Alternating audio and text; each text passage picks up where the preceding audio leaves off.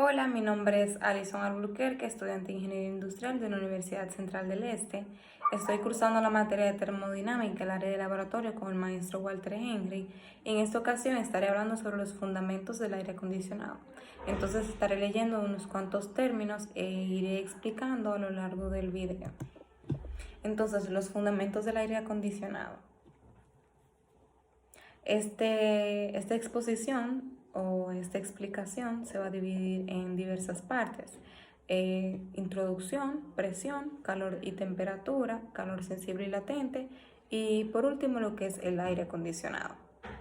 La introducción dice: al estudiar el aire acondicionado es muy importante conocer los principios básicos fundamentales de física y termodinámica.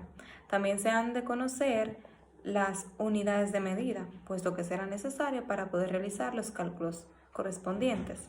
Entonces, para explicar lo que es la presión, se va a dividir en qué es la presión, unidades de presión, presión atmosférica, vacío, presión absoluta y manométrica. Entonces, comenzando con lo que es la masa, dice que la masa es la cantidad de materia que compone una sustancia. También dice que la unidad de la masa en el sistema internacional es el gramo y su múltiplo en kilogramo. Entonces podemos ver aquí un ejemplo. Dice, en el caso del agua bajo condiciones normales de presión y temperatura, dice que un centímetro cúbico se refiere a volumen, es igual a 1 gramo de masa. Entonces aquí pueden ver una gráfica que lo representa. Para continuar, habla de la fuerza, y dice que puede definirse como empuje o arrastre. La fuerza tiene la tendencia a poner un cuerpo en movimiento, parado originalmente, y también dice que al hacer cambio de dirección, hacer que este cambie de dirección o de tamaño e incluso hasta de forma. Menciona que su unidad de medida en el sistema internacional es el Newton, se representa con la letra N, y este equivale a la fuerza capaz de comunicar un cuerpo de 1 kilogramo, esto será 1 kilogramo de masa específicamente, a una aceleración de 1 metro por segundo al cuadrado. Entonces al combinarlo todo será kilogramo metro por segundo al cuadrado, y pueden ver la imagen que lo representa. Entonces también habla del peso. El peso es la medida de la fuerza ejercida sobre un cuerpo por la atracción de la gravedad de la Tierra. Menciona que la unidad de medida del peso en el sistema internacional es el kilogramo por fuerza. Se representa por la letra K, G, F, todo unido. También pueden ver una imagen que representa el peso. Entonces, ahora hablemos de qué es presión. La presión es la fuerza ejercida por unidad de superficie.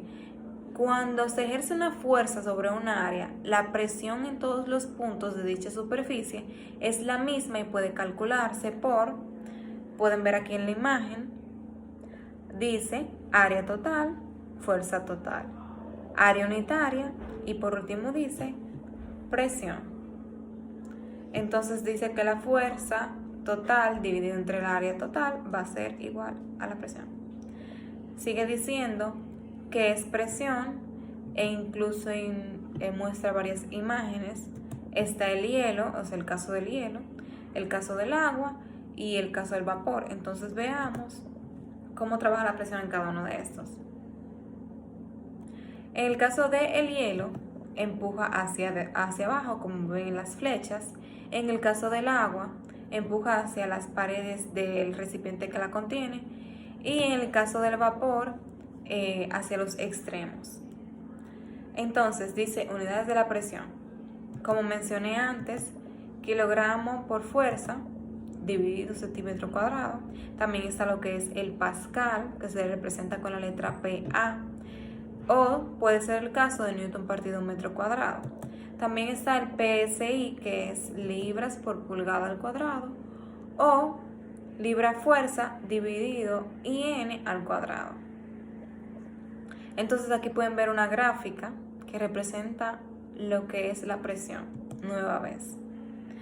Al hablar de la presión atmosférica, que ya esto es un caso diferente, dice que es la medida de la presión ejercida por la atmósfera sobre la superficie de la Tierra. El valor de la presión atmosférica es de 1.033 kilogramos fuerza dividido centímetro cuadrado. Aquí pueden ver una imagen que representa lo que es la presión atmosférica. Un caso diferente al caso pasado. Podemos ver otra ejemplificación de la presión atmosférica, en el caso del barómetro. Entonces, cuando comenzamos a hablar del tema del vacío, debemos dividirlo en diferentes ramas. Por ejemplo, el vacío en sí dice que existe el vacío cuando el valor de la presión es menor que el de la presión atmosférica. Pero también está el vacío parcial. El vacío parcial es una presión inferior a la atmosférica, pero que no alcanza el valor del vacío perfecto. Entonces, ¿qué es el vacío perfecto? El vacío perfecto es la presión que no puede reducirse más allá. También se denominará valor absoluto. ¿Y qué es el valor absoluto? Pues el valor absoluto, por ejemplo, la que existe en el espacio exterior. Aquí pueden ver varias imágenes de la presión atmosférica, vacío parcial, vacío perfecto. También aquí les mostraré una tabla de conversión de unidades, donde se marca en amarillo lo que es la presión atmosférica. También muestra más adelante la presión absoluta versus la manométrica. Aquí pueden ver cada uno de sus resultados y comparar. Vamos a hablar ahora el caso del calor y lo que es la temperatura. Entonces, para hablar de este tema debemos dividir en diferentes ramas también. Comenzaremos diciendo qué es el calor, qué es la transmisión de calor, qué es la temperatura y las unidades de calor. Entonces, comenzando, dice que el calor es una forma de energía, ¿verdad? El calor fluye siempre de los cuerpos más calientes a los cuerpos más fríos. O sea que la temperatura siempre va a pasar de un cuerpo que tenga la temperatura más elevada al otro. Entonces dice que la transmisión del calor puede dividirse en de varias formas. Hay 3 formas que se pueden destacar. Está la de radiación, conducción y convección. En el caso de la radiación, el calor se transmite por medio de ondas. En el caso de la conducción, se transmite por contacto directo.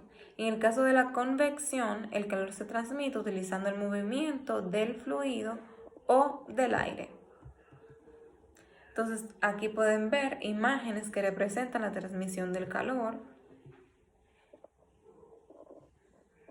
También pueden ver otra gráfica que lo representa. Para pasar al tema de la temperatura, debemos definir lo que es la temperatura en sí. Y en general, es la medida del nivel de intensidad de calor de una sustancia. Aquí dice que hay 2 tipos de escalas termométricas. Está la centígrada, que es el punto de congelación del agua cuando es 0 grados Celsius. Y también está el punto de ebullición del agua, que es cuando el agua está a 100 grados Celsius. También está la de Fahrenheit, que se encuentra en otra condición. Y el punto de congelación del agua es de 32 grados Fahrenheit. Y el punto de ebullición del agua, hablando de Fahrenheit, es de 212. Entonces, continuando con el tema de la temperatura, hay que hablar de las escalas de temperatura. Podemos mencionar la de Kelvin, que usa una escala de grados Celsius para compararse, pero en el punto de congelación de negativo 273. Y está la de Rankine, que no es una muy utilizada para clases docentes, etc. Esta usa la escala Fahrenheit y su punto de comparación será el de congelación de los grados Fahrenheit, que será a negativo 460. Continuando con el tema, está lo de conversión de temperaturas. Cada una de estas conversiones tiene fórmulas específicas, por lo tanto, deben de anotarse al momento de querer hacer algún cálculo en específico. Entonces, hablemos de las unidades de calor. Está caloría, está Joule y está la británica, que es el BTU. Hay una tabla de conversión, también se las voy a dejar aquí, se las voy a mostrar aquí arriba.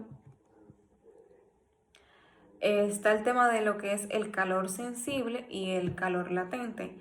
Este tema, al igual que todos los demás, debe de dividirse para poder hablar con seguridad o que no queden lagunas.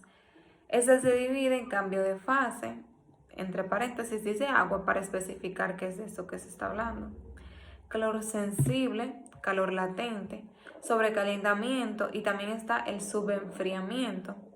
También se encuentra la temperatura de saturación, abaco de saturación y podemos comenzar con el cambio de estado. Como hemos escuchado siempre, cuando pasa de sólido a líquido a gaseoso, y refiriéndonos a estos cambios de estado, cuando está de sólido a líquido se refiere a lo que es la fusión. Cuando pasa de líquido a gaseoso se llama vaporización. Entonces, en otros casos, cuando es inverso, ya sería otro procedimiento, no sería el mismo. Hablemos del calor sensible. El calor sensible es el calor que causa un cambio de la temperatura de una sustancia. Pueden ver aquí una imagen. El calor latente, por otro lado, es el calor que causa una modificación de estado en una sustancia sin que varíe su temperatura, diferente al caso anterior. También está el tema del sobrecalentamiento o subenfriamiento. Habla específicamente de lo que es el vapor sobrecalentado, el líquido subenfriado, o sea, estas son ramificaciones. Por ejemplo, el vapor sobrecalentado es cuando la temperatura del vapor aumenta sobre la temperatura de saturación y esta se denominaría sobrecalentamiento. Y se dice que el vapor está sobrecalentado. En el caso del líquido subenfriado es cuando la temperatura del líquido disminuye por debajo de la temperatura de saturación. Aquí se denominaría subenfriamiento y se dice líquido subenfriado. Proseguimos con gráficas que representan lo que es el sobrecalentamiento y el subenfriamiento.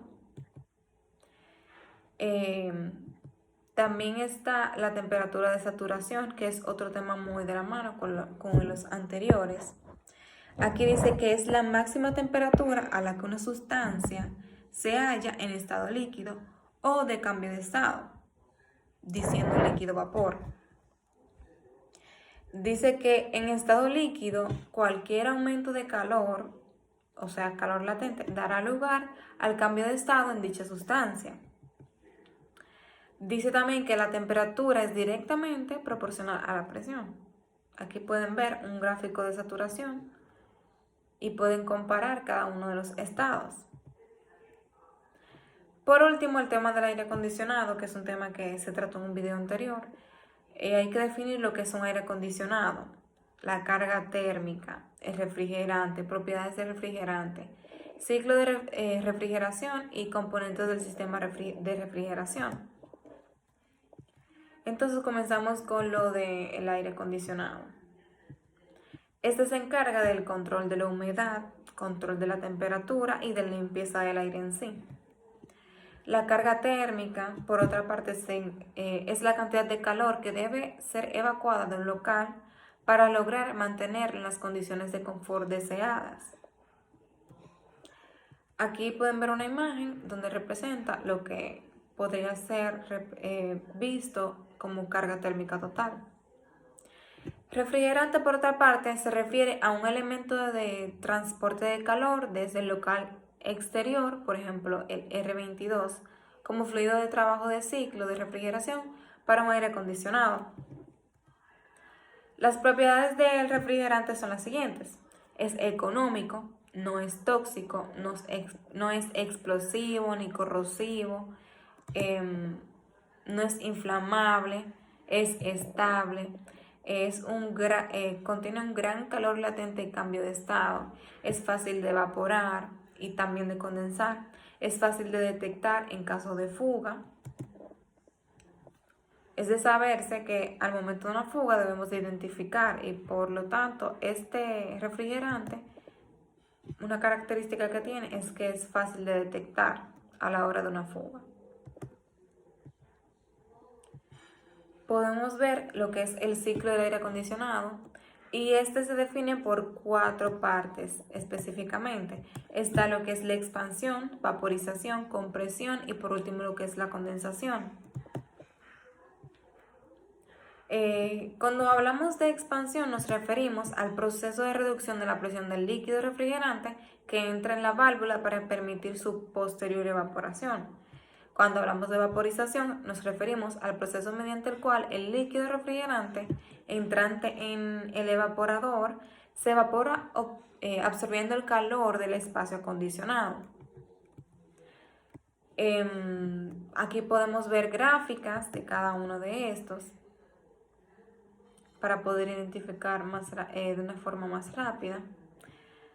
También está lo que es la compresión. La compresión es el proceso de compresión, obviamente como dice su nombre, y de bombeo de refrigerante, vapor, procedente del evaporador, descargándolo a alta temperatura en forma de vapor recalentado. Y el paso final, que es el de condensación, dice que es el proceso de licuefacción del refrigerante, o sea, refrigerante en forma de vapor a alta presión procedente del compresor entrando en el condensador que se halla a menor temperatura para su posterior circulación en forma de refrigerante líquido.